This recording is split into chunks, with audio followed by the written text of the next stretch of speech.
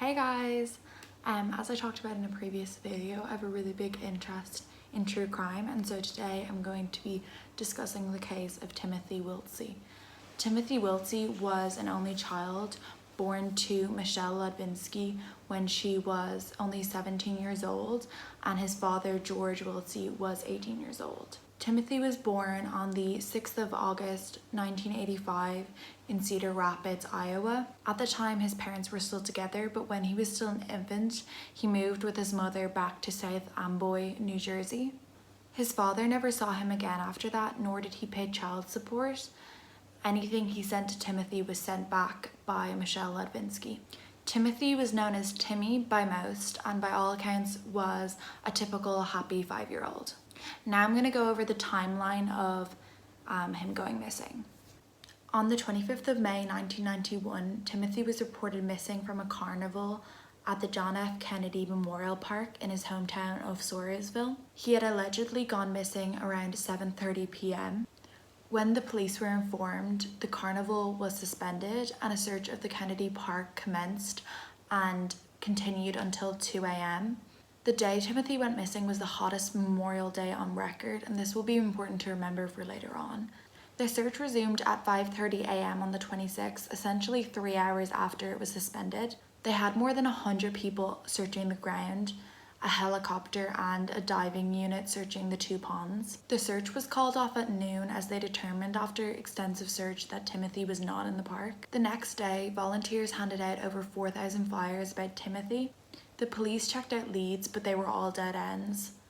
Timothy's father, George Wiltsey, was eliminated as a suspect on this day because he was confirmed to have been at his home in Iowa at the time of Timothy's disappearance and had not seen Timothy since he was a baby. After that, police also began to distribute flyers. This case in particular got a lot of publicity because it was a young boy going missing in a small town. It wasn't a very common case, and so it got a lot of publicity. On the 31st of May, America's Most Wanted actually aired a segment about Timothy's disappearance.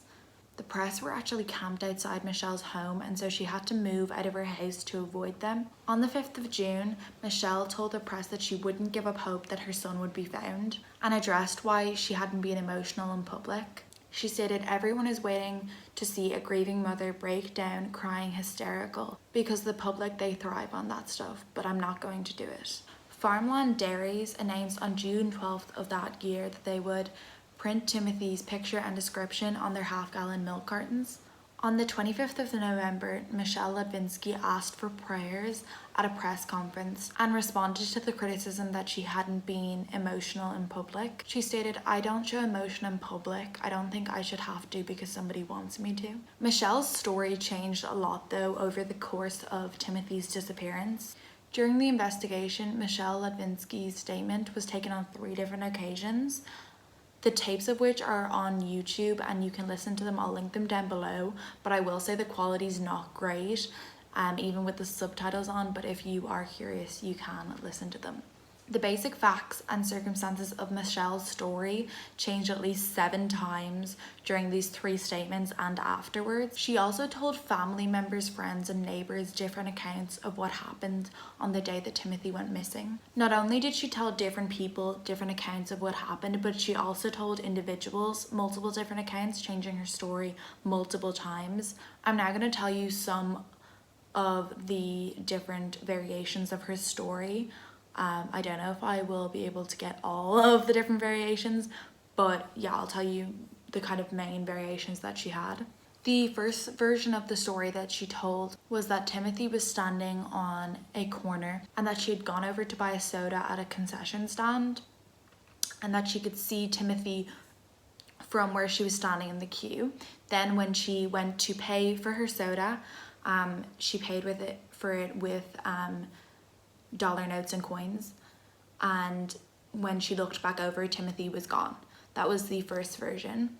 That version also had some variations. In one of the stories she told the police, Timothy was just standing on a corner on his own. Another version, she left him with a friend called Ellen. Another version, she left him with a friend called Ellen and 2 men. The second version that she told was that she was watching Timothy on a ride, and that when she looked away and looked back, the ride had stopped and a man was taking him off the ride. And then when she approached the man, that he had told her if she didn't stay away that he would hurt Timothy. And then apparently him and this other man walked away with Timothy. The third version that she told was that on her way there, she met a woman called Ellen, who she was familiar with. Apparently Ellen was a go-go girl, and that at one point when they were together, Michelle wanted to go buy a soda, but Timothy wanted to go on a ride. So she had left Timothy with Ellen and two men that were with Ellen, because Ellen had offered to watch Timothy, and that again, when she looked back, Timothy was gone. And then another version she told was to her ex-boyfriend, Fred Bruno, is that she had run out of money and wanted to get more. So her, Timothy, a man, woman, and a young girl that they had met at the carnival walked to her car. Then apparently the woman took out a knife and held it up to Timothy, and then drove away with Timothy in a red car. When she told Fred Bruno, her boyfriend at the time, this story, he asked her, did you get the registration of the car? What type of car was it? And Michelle didn't know the type of car. She didn't get the reg, and Fred thought that it was kind of odd that she wouldn't have attempted to get these features or notice them when the person that had took her child in this car. Another version of her story that was testified at court was that a man had put his arm around Michelle's shoulder and had pointed a knife at her abdominal area and told her that Timothy was a cute kid, and that if she didn't want to get his face messed up, that she would be quiet. There are no eyewitnesses to this or any of her stories. Some of her versions are quite wildly different from others. Michelle also told investigators that she had spent time with Timothy in Holden Park earlier that day, but the parking lot that she'd claimed to park her car in was actually closed that day. So this was an inconsistency the police were also suspicious of. On the 26th of October 1991, the same year that Timothy had gone missing, Dan O'Malley, a passerby, had found a Teenage Mutant Ninja Turtle sneaker. He recognised this to be that of Timothy Wiltsey, as it had been a highly publicised case, and the description of the items of clothing that he was wearing were also publicised, and thus Dan O'Malley thought that this could be Timothy's runner. Michelle was shown this sneaker but denied recognising it. Timothy had not been located until 11 months later, on the 23rd of April 1992, during a search of the Raritan Centre Industrial Park in Edison. They found the second and matching sneaker to the one that Dan O'Malley had found about 20 or 30 yards from where he had originally found it. Then a skull was found by a member of the New Jersey State Police a few hours after that. Within 20 feet of where the skull was located, a section of a blanket, or a blanket itself, was located. That day, a pillowcase was found in the area, and the next day, a Teenage Mutant Ninja Turtle balloon was found in the area. The remains were identified as Timothy Wiltsey through dental records, and the blanket was shown to Michelle Ledvinsky and her mother, and both of them denied recognizing the blanket, but later the blanket was identified by two of Timothy's past babysitters and his cousin who babysat for him. Now I will explain why it was important to remember that it was the hottest Memorial Day on record. This means that it would have been very unlikely that he would have brought a blanket with him to the carnival, and that this blanket was a pretty substantial blanket, and unlikely that a 5-year-old would have been able to carry it for a sustained period of time. After the state and county medical examiners released Timothy's remains, his family held a funeral mass for him on May 12, 1992, but the remains did not show any evidence as to how Timothy died or who his killer was. Michelle Ledvinsky also acquired quite a criminal record after Timothy's disappearance. Michelle Ledvinsky's family reported her missing on the 21st of January 1994 after her car was found abandoned outside her brother's apartment complex with the door open and the engine still running. The next day, Michelle was found in Detroit and told investigators that she had been kidnapped by two men who claimed to be FBI agents. 2 weeks later, her brother found an FBI business card on her door with the words "It's not over" written on it.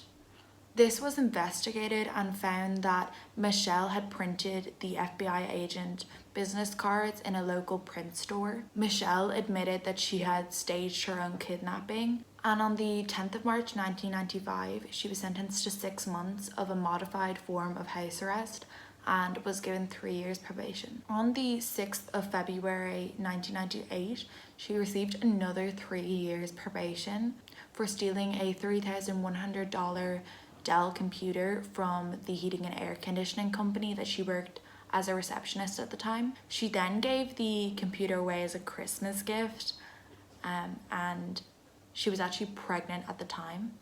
Exactly a month later, on the 6th of March, Michelle was ordered to spend 24 hours in prison and 3 months of house arrest for violating her probation.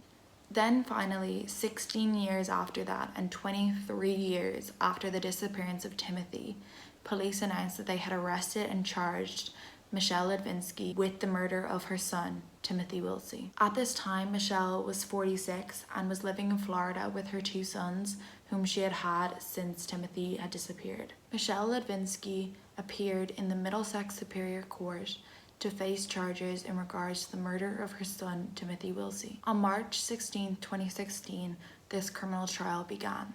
Michelle Ledvinsky pled not guilty in front of the Middlesex Superior Court. Michelle's attorneys called for a new trial or acquittal on the basis that she couldn't be proved guilty beyond reasonable doubt. Her attorney argued that there was no physical evidence linking Michelle Ledvinsky to the murder in her house nor in her car. He also pointed out that 2 medical examiners could not find a cause of death nor any evidence of trauma, and that there was no history or indications of abuse from Michelle by anyone in the house or in Timothy's school. Whereas the prosecution pointed out that Michelle was the last person to see Timothy alive. No one that knew Timothy personally ever came forward saying that they had seen Timothy at the carnival. He was found across the street from where Michelle Ledvinsky used to work. He had no physical conditions or illnesses that could have caused his death. When Timothy's shoe was found in the area, Michelle denied recognizing it and had tried to conceal the fact that she had worked around the corner from where the shoe and later where his remains were found. There were no witnesses to the murder, no forensic, no DNA, nor any direct evidence that Michelle committed the murder. Nonetheless, on Wednesday, May 18, 2016, a week shy of the 25th anniversary of Timothy's disappearance, after testimony from 68 witnesses, a jury unanimously found Michelle Ledvinsky guilty of first-degree murder. On the 5th of January 2017, Superior Court Judge Dennis Neves sentenced Michelle to 30 years in state prison without the possibility of parole. On a side note, Michelle tripped and fell whilst being transported to a pre-trial courthouse hearing and blamed it on the Middlesex County Sheriff's Office. She sued for what she called permanent damage to her hand and received $25,000 in settlement. Michelle later appealed the 30-year jail sentence of the trial, but the verdict was upheld by the Applegate Division of the Superior Court of New Jersey on the 1st of April 2019. There is also footage from the trial uploaded on YouTube, and I will link it down below if anyone would like to watch the testimonies for any more context. I've also summarized the testimonies and I'll include them here in a second so you can just pause to read them if you would rather just a quicker summary of them.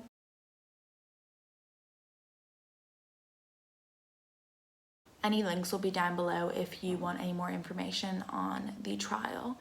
And if you want to see more videos like this, I'll be posting true crime videos every Sunday and just other videos on Wednesdays and Fridays.